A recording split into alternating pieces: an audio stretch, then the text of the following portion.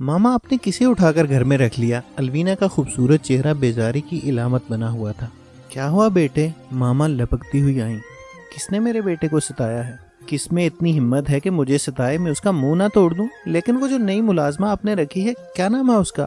ہاں، زینب be be. اس کا منہ ہر وقت کانٹوں والا کیوں بنا رہتا ہے؟ میں نے تو ایسی روتی شکل آج تک نہیں دیکھی۔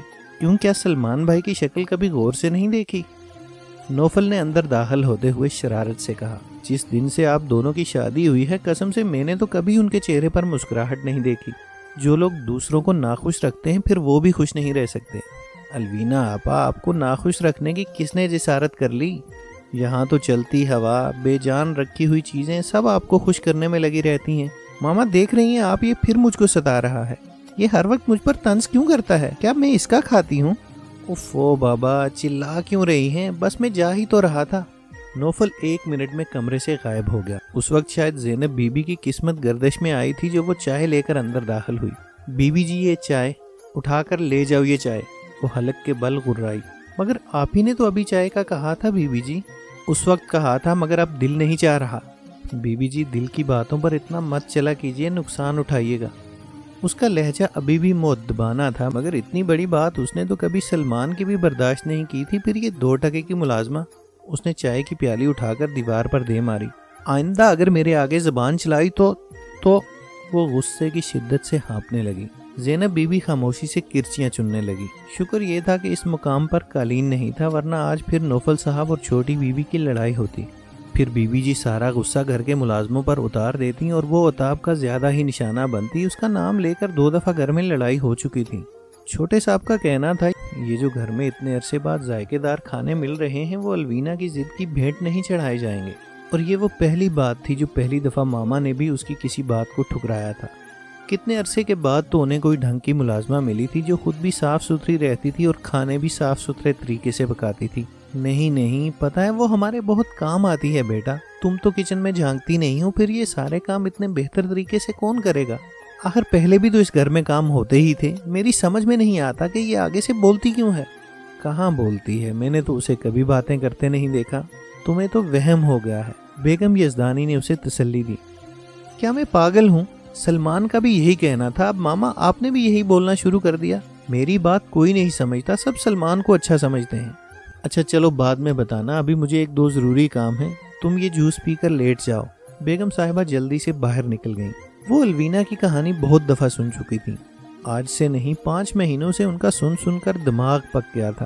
اب تو خواب میں بھی انہیں ایسا لگتا تھا کہ الوینا ان کے پاس بیٹھی ہوئی سلمان کی برائیاں کر رہی ہے اور ان کی گردن بس تائید میں ہل رہی ہے۔ اس کے سوا کوئی چارہ بھی کیا تھا؟ اور اکثر اوقات جب ان کی آنکھ کھلتی تو اس وقت بھی انہیں یوں محسوس ہوتا کہ ان کی گردن ہل رہی ہے۔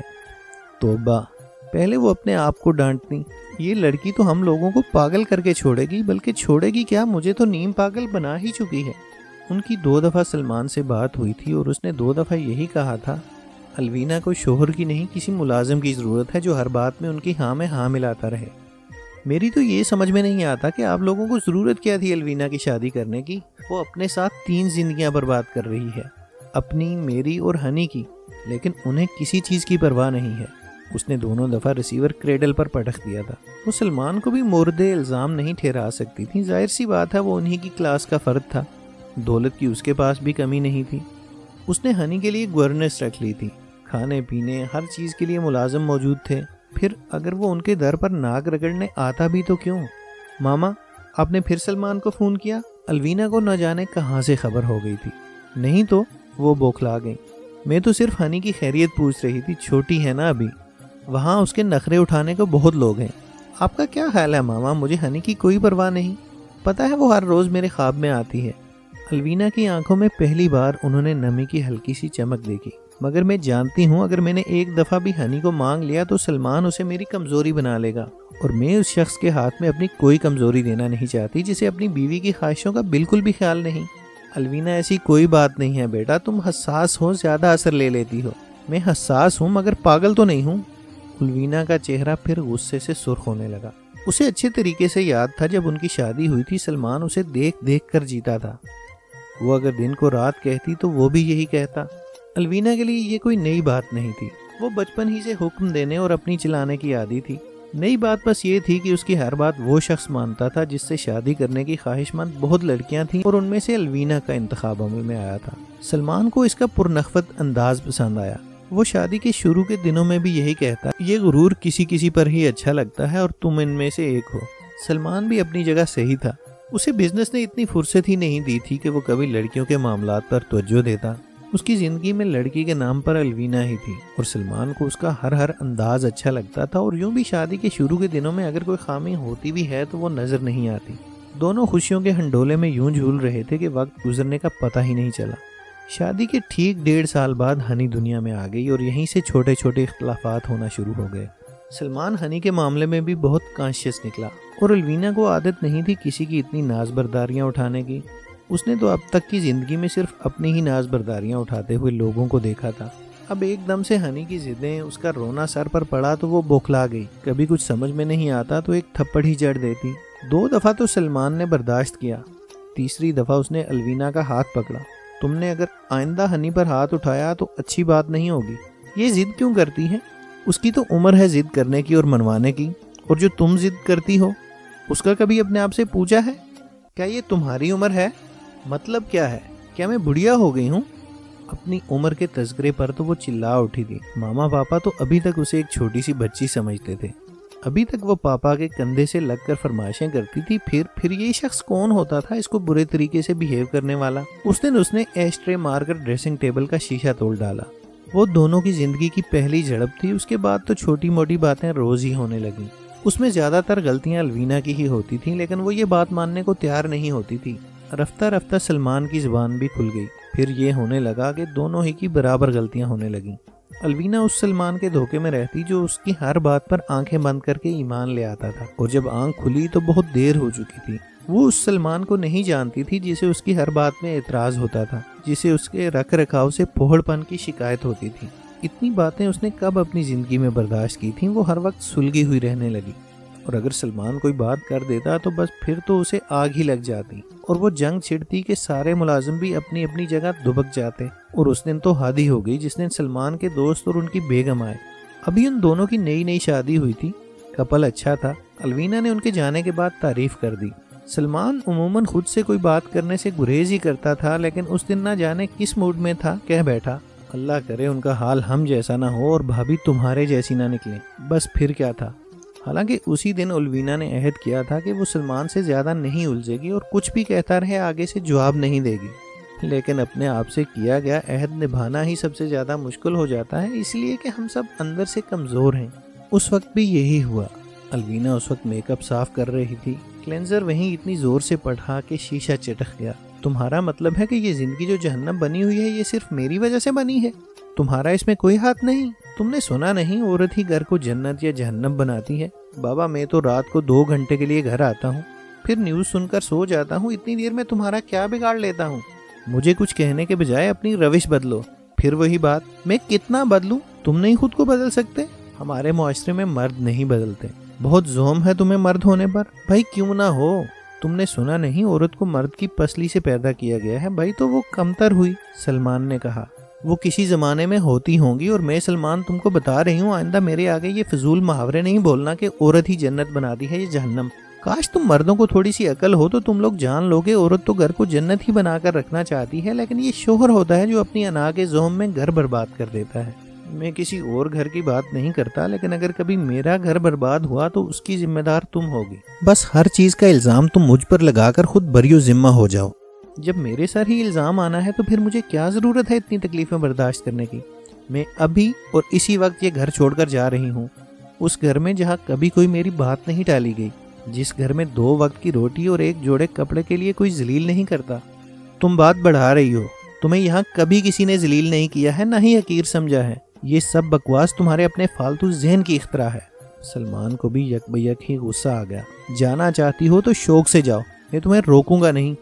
اس زندگی سے تو بہتر ہے کہ آدمی شادی ہی نہ کرے، زندگی عذاب بنا کر رکھتی ہے۔ اس سے زیادہ سننے کی الوینا میں ہمت نہیں تھی۔ اس نے ڈریسنگ ٹیبل پر رکھا ہوا اپنا موبائل اٹھایا، گھر کا نمبر پش کر کے ڈرائیور بلایا، سوتی ہوئی ہنی کو پیار کیا اور اس گھر کی دہلیز پار کر لی جہاں شادی کے اولین دنوں میں سلمان نے کہا تھا، تمہارے آنے سے جیسے اس گھر میں بہار سی آ گئی ہے۔ لیکن وقت بہت ظالم ہے، ہر چیز کو رون دیتا ہے۔ اور اب ماما کی سمجھ میں نہیں آتا تھا کہ ان کی بیٹی کو وقت نے برباد کیا ہے یا اس بربادی میں پورا ہاتھ ہی الوینا کا ہے، کیونکہ شروع میں تو انہیں سارا قصور سلمان کا نظر آتا تھا۔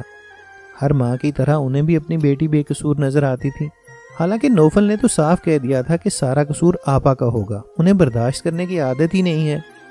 اس وقت انہوں نے نوفل کو ڈانٹ کر چپ کروا دیا تھا، لیکن پہلے نوفل اور بعد میں زینب بی بی دونوں ہی جس طرح الوینا کے عتاب کا نشانہ بنے، انہیں دیکھ کر تو وہ خود الوینا کی ذہنی حالت پر شبہ کرنے لگی۔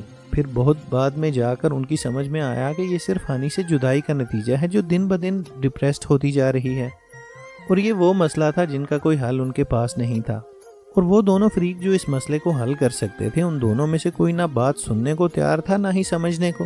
اس لیے اب بیگم یزدانی بھی تن بتقدیر ہو کر بیٹھ گئی تھیں کہ کل رات سے نیا ہنگامہ شروع ہو گیا۔ اس کی ایک ہی ضد تھی کہ زینب بی بی کو گھر سے نکال دیں۔ یہ آگے سے ایسی باتیں کیوں کرتی ہے جیسے بہت قابل اور پڑھی لکھی ہو؟ جس پر نوفل نے کہا کہ کیا صرف تم ہی پڑھی لکھی ہو؟ بھائی ہو سکتا ہے وہ بھی پڑھی لکھی ہو لیکن کراچی کے حساب سے نہ ہو، اس نے پسماندہ گاؤں سے پڑھا ہو، اس سے تمہاری صحت پر کیا فرق پڑتا ہے؟ فرق تو واقعی کچھ نہیں پڑتا تھا، لیکن الوینا کو زینب بی بی کی آنکھوں سے بھی خوف آتا تھا۔ وہ آنکھیں ہر وقت ایسا لگتا تھا جیسے کسی انجانے غم سے بوجھل ہوں، نہ جانے کون سا غم تھا جس نے ان کے لہجے کو بھی تیکھا بنا دیا تھا۔ ہنی کا فون آیا تھا، وہ رو رہی تھی۔ اس کی آیا نے بتایا کہ اسے بخار تھا اور وہ 2 دن سے کچھ کھا بھی نہیں رہی تھی۔ الوینا کا دل جیسے کسی نے مٹھی میں لے کر مسل دیا۔ اسے پتا تھا بخار میں کچھ کھایا پیا ہی نہیں جاتا، وہ تو ننھی سی جان تھی۔ شادی سے پہلے تک بھی اگر اسے ذرا سا فلو ہو جاتا تو ماما کی جان پر بن آتی۔ ساری دنیا کے کام چھوڑ کر بس ان کی پوری کوشش یہی ہوتی کہ الوینا 2 لقمے ہی صحیح کچھ کھا لے، کیونکہ خالی پیٹ دوائی کہیں ری ایکشن نہ کر دے۔ اور آج کل کے بچے تو عام دنوں میں بھی کھانا نخرے سے کھاتے ہیں، اور ہنی کے تو سلمان بھی اتنے ہی لاڈ اٹھاتا تھا جتنے وہ خود۔ بہت مشکل سے تھوڑا سا سیریل کھاتی تھی۔ اب کہیں بخار میں آیا اس کو خالی پیٹ ہی دوائی نہ کھلا دے، سوچ سوچ کر الوینا کا سر دکھنے لگا۔ اب کہیں بخار میں آیا اس کو خالی پیٹ ہی دوائی نہ کھلا دے، یہ سوچ سوچ کر الوینا کا سر دکھنے لگا۔ اسی وقت پھر فون کی گھنٹی بجی، اس نے لپک کر فون اٹھایا۔ دوسری طرف ہنی کی آیا ہی تھی۔ بی بی جی صاحب میٹنگ میں ہیں اور ہنی بی بی کا بخار بڑھتا جا رہا ہے۔ ڈاکٹر نے کہا تھا اگر بخار تیز ہو تو بروفن دے دوں، کیا بروفن دے دوں بی بی جی؟ نہیں، اس نے سر دونوں ہاتھوں میں تھام لیا۔ اسے پتا تھا بروفن یوں بھی گردے کو متاثر کرتی ہے، جبکہ وہ بھوکی بھی تھی۔ تم ہنی کو فون پر بلاؤ۔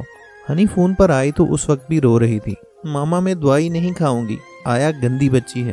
اچھا بیٹا تم ایسا کرو، دوائی نہیں کھاؤ، 2 سلائس کھا لو میرا بچہ، میں آپ کے ہاتھ سے کھاؤں گی۔ یہ ہنی کی پرانی عادت تھی، وہ جب بھی غصے میں ہوتی پھر اس کے ہی ہاتھ سے کھاتی، اور ان 8 مہینوں میں بھی وہ یہ عادت نہیں بھولی تھی۔ اس نے سر دونوں ہاتھوں میں تھام لیا۔ بی بی چائے پی لیں یا کافی، میں دونوں چیزیں لے آئی ہوں۔ تم سے مانگا تھا میں نے؟ وہ حلق کے بل غرائی۔ بی بی جی کچھ باتیں چہروں پر لکھی ہوتی ہیں۔ تم کیا بہت عالم فاضل ہو؟ پی ایچ ڈی کی ڈگری تم نے لے رکھی ہے یا ماسٹرز کیا ہوا ہے؟ بولو۔ لوگ یہاں زبان سے کہی گئی بات نہیں سمجھتے، اور چہروں کی کیا بات ہے؟ وہ بڑبڑانے لگی۔ بی بی جی آپ بھی تو زبان سے کہی گئی بات نہیں سمجھ رہی ہیں، پھر دوسروں کو کیوں الزام دیتی ہیں؟ مائی فٹ! وہ غصے میں کھڑی ہو گئی۔ تم کیا جانتی ہو؟ بولو۔ اور تم نے اپنے کسی اسکول یا کسی مدرسے وغیرہ سے 4 حرف پڑھ لیے ہیں اور اپنی دھاک بٹھانا چاہتی ہو؟ نہیں بی بی جی ایسی کوئی بات نہیں۔ زینب بی بی کی آواز بھیگ گئی۔ میں نے پرائیویٹ طور پر بی اے کیا ہوا ہے، وہ بھی اپنے بھائی کی وجہ سے۔ میں آپ کو پوری بات بتاتی ہوں۔ ہمارا تعلق جس چھوٹے سے گاؤں سے ہے، وہاں تعلیم تو دور کی بات، لوگوں میں دین کی بھی تمیز نہیں ہے۔ وہاں ماموں بھانجی کا نکاح بھی ہو سکتا ہے، اس سے آپ اندازہ لگا لیں۔ میرا ایک بھائی تھا، میری پیدائش سے بھی بہت عرصہ پہلے وہ گھر سے بھاگ گیا تھا۔ لاہور میں ہی اس نے دھکے کھا کر انٹر پاس کر لیا تھا، پھر کبھی کبھار وہ گھر آنے لگا۔ اس نے ہی تعلیم کا شوق بھی دلایا۔ میں کیونکہ چھوٹی اور لاڈلی تھی اور کچھ اللہ نے ذہن بھی دیا تھا، کسی کو بتائے بغیر میں پڑھتی رہی۔ بی بی جی علم بندے کو شعور دیتا ہے۔ میرا دل چاہتا تھا کہ گاؤں سے بھاگ جاؤں، اگر آپ بھی وہاں کے مظالم سن لیں تو آپ کے بھی رونگٹے کھڑے ہو جائیں۔ زینب بی بی کے ہاتھ کانپنے لگے۔ زینب بی بی کو زمان شاہ بالکل بھی اچھا نہیں لگتا تھا۔ حالانکہ گاؤں کی لڑکیاں کہتی تھیں کہ زمان شاہ تو ہیرو ہے، لیکن زینب بی بی کو کتابیں پڑھ پڑھ کر اتنا تو اندازہ ہو گیا تھا کہ ہیرو کیسے ہوتے ہیں۔ وہ سوچتی ہی رہ گئی اور اس کی شادی زمان شاہ سے ہو بھی گئی۔ زمان شاہ اس سے بھی زیادہ برا نکلا، لیکن یہ صرف اس کی سوچ تھی۔ گاؤں کی عورتوں کے نزدیک اچھے مرد کا تصور یوں نہیں تھا کہ انہوں نے کبھی اچھا مرد دیکھا ہی نہیں تھا۔ وہ تو بس اپنی جان کے خوف سے لرزاں دن رات کام میں مگن رہتی. دن رات پٹنا اور وہ بھی ایسی مار کے جسم پر نشان پڑ جائیں کوئی بات ہی نہیں تھی. اور ایسی عجیب عجیب پابندیاں کہ اگر زندگی جہنم کا نام ہے تو وہ اس گاؤں کی عورتوں کی زندگی تھی. زینب کو یوں لگتا تھا جیسے اس گھٹن سے وہ آہستہ آہستہ مفلوج ہوتی جا رہی ہے. اور شاہ زمان تو 2-3 دفعہ کہہ ہی چکا تھا کہ اب وہ اس کے کسی کام کی نہیں رہی. اور جس دن اسے ماروی نے چپکے سے بتایا کہ شاہ زمان اس کا غیرتی قتل کرنے والا ہے، اس کو یوں لگا جیسے وہ بے ہوش ہو کر گر جائے گی. اسے پتا تھا کبھی نہ کبھی یہ وقت اس پر آ جائے گا، لیکن اتنی جلدی؟ ابھی تو اس کی اپنی بیٹی پوری 2 سال کی بھی نہیں ہوئی تھی. اور زندگی کیسی بھی ہو، موت کو قریب دیکھ کر ہی اس کی قدر ہوتی ہے. یہ بھی گاؤں کی منحوس رسم تھی جس کے خلاف کہیں کوئی آواز اس لیے نہیں اٹھتی تھی کہ سارے مرد ایک ہی جیسے تھے. وہ اس لیے کسی کے خلاف پرچہ نہیں کٹواتے تھے کہ ہو سکتا ہے کل انہیں بھی اپنے کسی دشمن کو مارنے کے لیے اسی رسم کا سہارا لینا پڑ جائے. اس طرح وہ عمر قید یا پھانسی کی سزا سے بھی بچ جاتے تھے. زمان شاہ اور جام ساکی کی دیرینہ دشمنی چلی آ رہی تھی اور اب زمان شاہ اس کے ذریعے اسے مروانا چاہ رہا تھا. اس طرح پرانی بیوی سے بھی پیچھا چھوٹ جاتا اور لالی اس کے گھر میں آ جاتی اور دشمن بھی مر جاتا. اور جس دن زینب نے تانیہ کو دیکھا اس دن تانیہ اس کی روح تک اتر گئی. تانیہ چھوٹی سی بچی تھی، شاید 12 یا 13 سال کی. کبھی کبھار زینب کے پاس کوئی چیز لینے آ جاتی تھی. زینب کو وہ بڑی پیاری لگتی تھی. بالوں کی چوٹیاں، بھولا سا چہرہ. وہ اسے اکثر بٹھا کر اس سے باتیں کرتی تھی. اس کی باتیں بھی اس کی طرح ہی معصومانہ ہوتی تھی. ماں بچپن میں ہی مر گئی تھی. بھابھیوں نے پالا تھا اور ایک بیل جس سے بہت دوستی تھی. بیل کو چارہ دینا، اس سے بیٹھ کر گھنٹوں باتیں کرنا تانیہ کا معمول تھا. پھر جب اس کے بھائیوں کو اپنے دشمن کو مارنے کی ضرورت پڑی تو قرۂ فال تانیہ کے نام نکلا. اور وہ 12 سالہ بچی جس کو بدکاری کا مطلب بھی نہیں معلوم تھا، بھائیوں نے اس کو اپنے مفاد پر قربان کر دیا. سب لوگ بتاتے تھے کہ پہلے بھابھیوں نے اس کو ٹرنک میں چھپایا. جب ان جلاد صفت بھائیوں نے وہاں سے نکالا تو وہ دوڑ کر بیل کی ٹانگوں سے لپٹ گئی. بیل نے اس کو آخری وقت تک بچانے کی کوشش کی، لیکن اس کے بھائیوں نے بیل کو مار کر تانیہ کو وہاں سے نکالا. پہلے اسے مارا، پھر اپنے دشمن کو. دونوں کو ایک جگہ اٹھا کر لے گئے. پھر پولیس میں بیان دیا کہ ہم نے یہ قتل وقتی اشتعال کے تحت کیا ہے. زینب ماضی سے حال میں آئی تب بھی اس کے آنسو بہہ رہے تھے. بس الوینہ بی بی تعلیم نے مجھے اتنا شعور تو دیا تھا کہ میں اپنا اچھا برا سمجھ سکتی ہوں. میں زندہ رہتی تو کچھ اپنی بیٹیوں کے لیے کرتی، لیکن الوینہ جیسے کہیں دور پہنچی ہوئی تھی. ننھی تانی کی کہانی اس نے بھی کبھی پڑھ رکھی تھی اور پڑھنے کے بعد بھی جیسے اس کے ذہن سے محو نہیں ہو پائی تھی. اور اب زینب، پھر اس کی بیٹیاں. ابھی پچھلے ہفتے ہی تو ماما اس کو زبردستی کنونشن میں لے گئی تھی جہاں اس موضوع پر دھواں تقریریں ہوئی تھیں. پھر اس نے پڑھا بھی تھا کہ اس قسم کے قتل کا اسلام میں کوئی حکم بھی نہیں ہے. اگر شوہر کو اپنی بیوی پر شبہ ہے تو حدود ساقط ہو جاتی ہیں. یا تو وہ گواہ لے کر آئے یا پھر عدالت میں جائے. پھر قانون کا کام ہے کہ وہ کیا کرتا ہے، لیکن خود مارنے کا یا بدلہ لینے کا تو کسی صورت میں حکم نہیں ہے. اے اللہ، کہ آج کے اس ترقی یافتہ دور میں بھی عورت اتنی مظلوم ہے. اس نے روتی ہوئی زینب کو دیکھا. بی بی جی، ایک بیٹی میرے پاس سوتی تھی، دوسری اپنی دادی کے پاس. جو میرے پاس سوتی تھی میں اسے اٹھا کر فرار ہو گئی. فرار کتنا برا لفظ ہے، اور میں کس خوف سے فرار ہوئی تھی، اپنی اور اپنی بیٹی کی جان بچانے کے خوف سے. اور دونوں رشتے کتنے معتبر ہیں. ایک شوہر کا رشتہ ہے اور دوسرا باپ کا، اور ہم بدنصیب لوگوں کے لیے کسی رشتے میں بھی امان نہیں ہے. آپ اپنی بیٹی کی ایک دوائی کے لیے پریشان ہیں اور میں اپنی بیٹی کی اس زندگی کے لیے جو باپ کے گھر میں بھی محفوظ نہیں. پھر نصیبوں میں اتنا فرق کیوں آ جاتا ہے جبکہ شکل بھی آپ کی ہمارے جیسی ہے، تعلیم ہم نے بھی حاصل کی ہے، صرف اس لیے کہ آپ نے اونچے گھرانے میں آنکھ کھولی اور ہم نے غربت کے حالات میں. اور یہ تو اپنے اختیار میں بھی نہیں ہوتا. پیدا کرنے والا تو کہیں بھی پیدا کر سکتا ہے. شکر ادا کیا کیجئے بی بی، شکر. اور دیر نہیں کیا کریں. ہو سکتا ہے میں جلدی فیصلہ کر لیتی تو اپنی دونوں بیٹیوں کو بچا لیتی، لیکن میرے پاس مہلت ختم ہو گئی تھی. زینب کے آنسو جیسے اس کے سفید دوپٹے پہ نہیں، الوینہ کے دل پر گر رہے تھے. زینب، تم میرے ساتھ چلنا، میں کچھ نہ کچھ کروں گی. سلمان کے بہت تعلقات ہیں. ندامت کا سفر نادانی کے سفر سے مختصر ثابت ہو سکتا ہے. اگر دیر نہ ہو جائے تو